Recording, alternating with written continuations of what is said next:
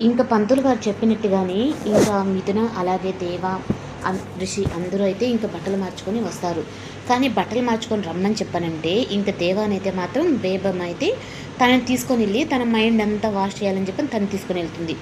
ఇంకా ఇంక భాను అయితే ఇంక ఆఖరి ఘట్టం ఇదొక్కటిగా జరిగిపోయింది అంటే నా రాజా నా వాడైపోతాడు అని చెప్పని చాలా సంబరపడుతూ ఉంటుంది. ఇంకా బేబమ్మ అయితే దేవాని తీసుకెళ్ళిన తర్వాత ఇంకక్కడ అంతా బేబమ్మ మాటలంతా వినిన తర్వాత ఇంకా దేవ అయితే నేరుగా అయితే మిథున పెళ్లి చేసుకోబోయే కళ్యాణ మండపం దగ్గరకైతే వచ్చి ఇంకా రిషి తాళుబట్టి కట్టబోయే సమయానికైతే ఆపండి మిథున అని చెప్పని పిలుస్తాడు. ఇంకా మిథునాని ఎప్పుడు తను అంటాడో ఇంకా రిషి తాళుబట్టి కట్టే చెయ్యిని కూడా అయితే మిథున ఆపేస్తుంది. అప్పుడు దేవ అని చెప్పని తన నోట్ల నుంచి కూడా పిలుస్తుందనమాట. ఇంకా దేవా వచ్చి ఇలా మిథున పెళ్ళి ఆపేస్తున్నాడని ఇంకా రాహులు అలాగే హర్షవర్ధన్ ఇద్దరు అయితే తను అడ్డుకోవాలని చూస్తారు.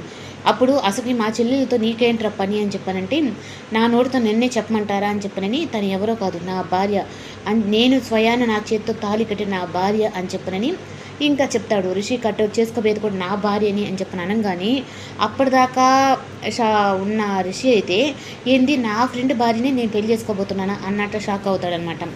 ఎందుకు దేవా నాకు ఈ నిజం చెప్పలేదని చెప్పనని ఇంకా అంతా మాట్లాడుకుంటూ ఉంటే, సరే నేను ఇక్కడి నుంచి పెళ్ళి మా చెల్లెలకి అసలు నువ్వు తాళి కట్టావు, మా చెల్లెలకి నీ మీద ఇష్టం లేదు అంటే అది తన నోటితో నేనంటే ఇష్టం లేదు, నేను అసలు తన భర్తనే కాదు అని చెప్పని అనమనండి, ఇక్కడి నుంచి ఒక్క మాట కూడా మాట్లాడకుండా నేను వెళ్ళిపోతాను అని చెప్పని దేవ కండిషన్ పెడతాడు.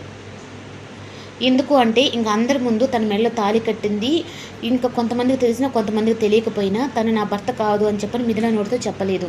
అలాగని చెప్పని నీ మెడలో తాళి కట్టింది ఎవరు అని చెప్పనని కూడా చూపించలేదు. అందుకని చెప్పని మిథునకైతే ఇంకా ఛాయిస్ ఇస్తాడనమాట దేవ.